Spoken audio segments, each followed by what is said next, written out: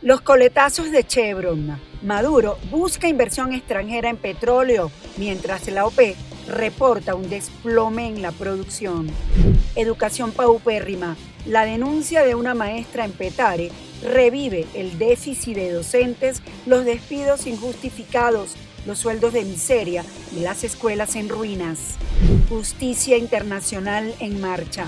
El expresidente filipino Duterte ya está en la Corte Penal Internacional y María Corina Machado ve señales para Venezuela. Hola amigos de Impacto Venezuela, feliz miércoles 12 de marzo. Soy Yasmín Velasco y a esta hora les presentamos las noticias más destacadas del día en nuestro noticiero estelar. El presidente Nicolás Maduro informó que Venezuela está abierta a las inversiones internacionales en petróleo, gas, petroquímica y refinación durante una reunión para la activación de motor de hidrocarburos, en la que adelantó que los expertos realizan investigaciones para bajar los costos de producción del crudo y garantizó que será el más económico del mercado. Stephanie García con el reporte.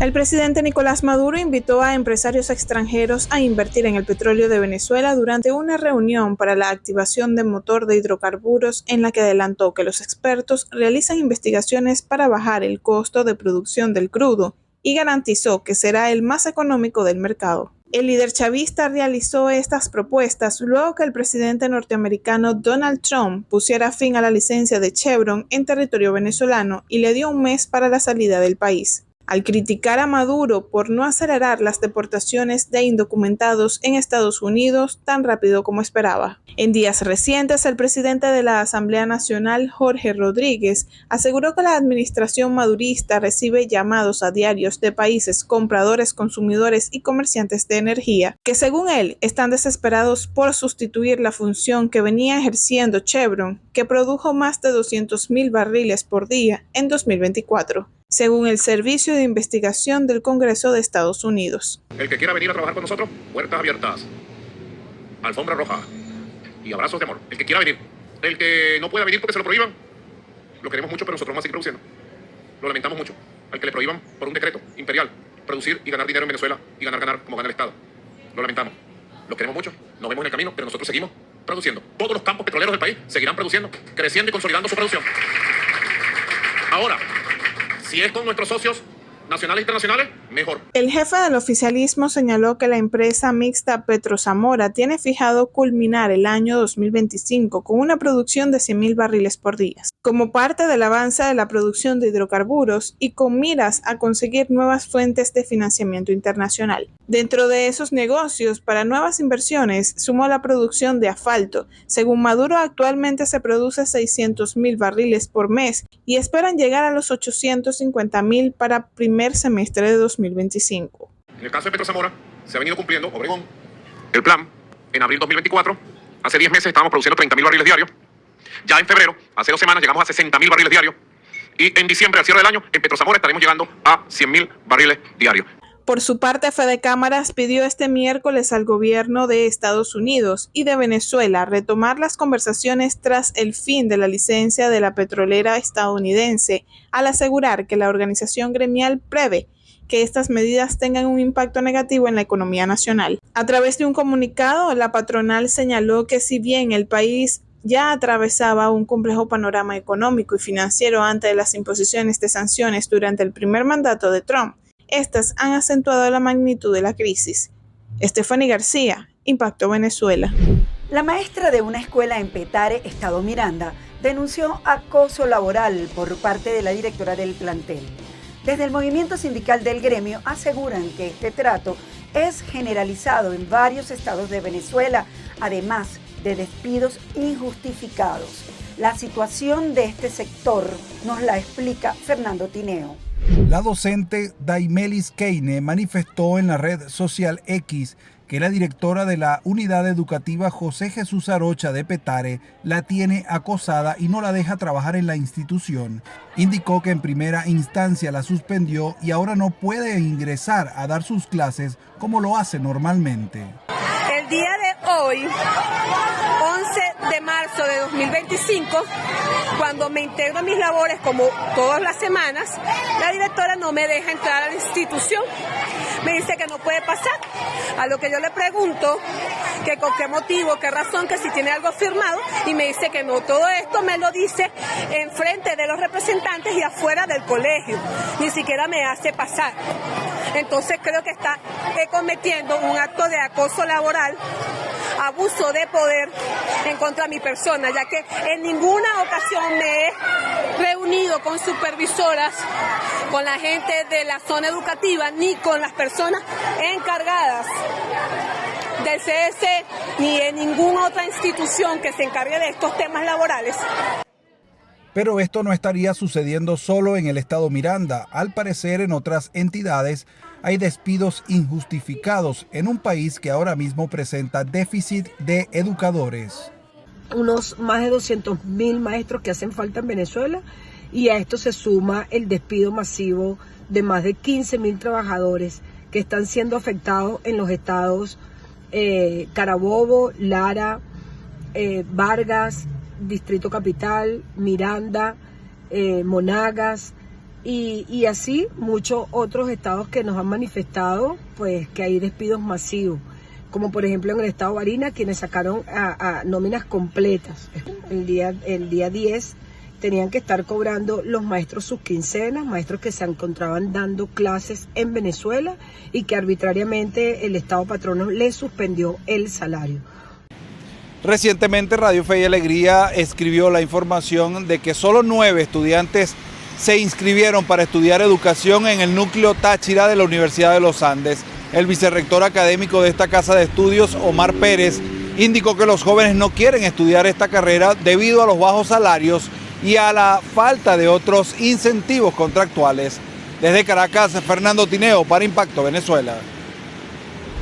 Durante las últimas semanas, las autoridades de varios países han intensificado los operativos contra el Tren de Aragua, logrando capturas claves de más de 20 integrantes de esta organización. En Colombia se detuvo a miembros involucrados en homicidios y extorsión, mientras que en Estados Unidos, redadas en Nueva York y Colorado llevaron a arrestos por tráfico de drogas y armas. Estas acciones debilitan la estructura criminal y refuerzan el compromiso internacional en la lucha contra esta organización transnacional. Génesis Pérez nos tiene los detalles. Durante febrero y marzo, múltiples operativos en Colombia, Estados Unidos y otros países han resultado en la captura de cabecillas y operadores clave, debilitando la red delictiva de la organización transnacional conocida como el Tren de Aragua. Su modelo delictivo, basado en la extorsión, el sicariato y el tráfico de sustancias, ha convertido a ciudades como Bogotá, Santiago y Lima en zonas de alto riesgo. Comerciantes y ciudadanos han sido sus principales víctimas, sufriendo amenazas y atentados en caso de no pagar las denominadas vacunas. Es evidente que en muchas ciudades del país, entre esas Bogotá, que es parte de donde viene gran parte de la discusión de lo que estamos hablando hoy, haya un entorno de estructuras criminales que se aprovechan de ciertos contextos y existe una disputa por el control de ciertas economías criminales entre estos grupos organizados, y el Tren de Aragua ha visto allí de pronto un nicho en el cual también les interesaría competir en ese mercado ilegal, en esas economías criminales, y eso de pronto ha motivado el interés en algunos territorios del país. Según información policial, el Tren de Aragua no opera en solitario. Su crecimiento ha generado enfrentamientos con otras organizaciones criminales como el Clan del Golfo en Colombia y bandas locales en Chile y Perú. La debilidad actual del Tren de Aragua podría generar una disputa aún mayor entre grupos que buscan ocupar su lugar, lo que podría derivar en una escalada de violencia en ciertas zonas. En ese sentido, una de las primeras estrategias que debe utilizar la fuerza pública y la alcaldía, y en cabeza de la alcaldía la Secretaría de Seguridad de Bogotá, es lograr informar sobre lo que se conoce de las dinámicas de estos grupos, porque lo que sucede es que la población, debido en gran parte a las redes sociales, le llegan los comunicados tanto del Tren de Aragua como del Clan del Golfo. Las recientes capturas representan un duro golpe para la estructura del Tren de Aragua. La detención de líderes estratégicos ha afectado su capacidad operativa y debilitado su red de financiamiento. No obstante, los analistas advierten que el grupo tiene una alta capacidad de regeneración y que nuevos líderes pueden tomar el control si no se mantiene una presión constante por parte de las autoridades. Además, la presencia del Tren de Aragua en cárceles sigue siendo un factor de poder que podría influir en su reorganización. Génesis Pérez para Impacto Venezuela. Vamos a conocer qué es noticia en materia internacional según lo que destacan portales en la web. Comenzamos con impactovenezuela.com, que titula lo siguiente: estaría pronto a producirse. Fieles esperan la reaparición pública del Papa Francisco. El Papa Francisco pasó una noche tranquila, así informó este miércoles el Vaticano, mientras se mantiene la expectativa sobre su evolución y la posibilidad de que reciba el alta tras casi 4 semanas hospitalizado por neumonía. Las noticias positivas sobre su evolución y la decisión de los médicos de levantar el pronóstico reservado han generado expectación entre los fieles y peregrinos que visitan la Santa Sede, los cuales esperan que el sumo pontífice salga pronto del Policlínico Gemelli de Roma y pueda reaparecer en los actos del jubileo, incluso en el Ángelus del próximo domingo. Aterriza en los Países Bajos, sede de la Corte Penal Internacional, el avión que traslada al expresidente filipino Duterte. El expresidente filipino Rodrigo Duterte aterrizó en el aeropuerto de Rotterdam La Haya, en Países Bajos. El exmandatario será trasladado al centro de detención de la Corte Penal Internacional, que emitió una orden de arresto por presuntos crímenes de lesa humanidad en Filipinas durante su campaña contra las drogas entre 2011 y 2019. Por su parte, la líder de la oposición, María Corina Machado, aseguró que la reciente captura del expresidente a solicitud de la CPI representa un mensaje claro para los colaboradores del presidente venezolano Nicolás Maduro. Un muerto y 16 venezolanos desaparecidos tras el naufragio de un barco que se dirigía a Curazao.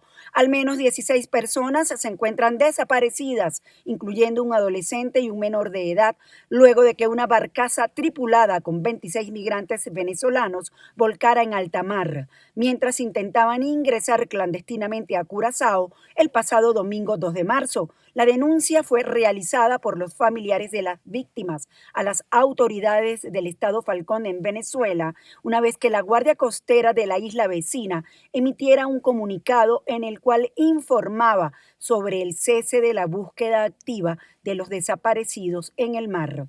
Hasta el momento, las autoridades venezolanas continúan con el rastreo. Esta ruta se ha convertido en una de las vías de escape más recientes y recurrentes para los venezolanos que quieren huir del país. El presidente de Colombia, Gustavo Petro, anunció este martes que promoverá una consulta popular ante el hundimiento de su reforma laboral en el Congreso, al alegar un bloqueo institucional del legislativo al proyecto, y llamó a movilizaciones.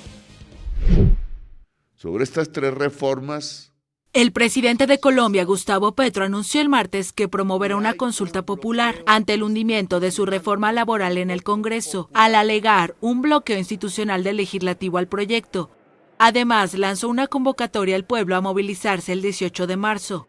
El gobierno nacional va a convocar una consulta popular para decidir sobre la reforma laboral y sobre la reforma a la salud en Colombia. Que sea el pueblo el que decida. El martes, 8 integrantes de una comisión permanente en el Senado respaldaron el archivo del proyecto, que había sido ingresado por el Ejecutivo a inicios de 2023 y en octubre de 2024 tuvo el visto bueno de la Cámara Baja, que modificó varios de sus artículos iniciales. La reforma laboral de Petro una de las mayores apuestas legislativas de su gobierno, proponía poner punto final a la renovación de contratos laborales temporales para trabajadores a largo plazo, un incremento en la remuneración de horas extra y jornadas en fines de semana y feriados. Reconocía a los trabajadores de aplicaciones móviles, entre otras figuras que el actual Código Laboral no estipula. Sobre estas 3 reformas, la oposición se ha alzado y hay un bloqueo institucional contra el voto popular del año 2022. Y nosotros creemos que ese bloqueo institucional hay que superarlo si queremos democracia y paz en este país.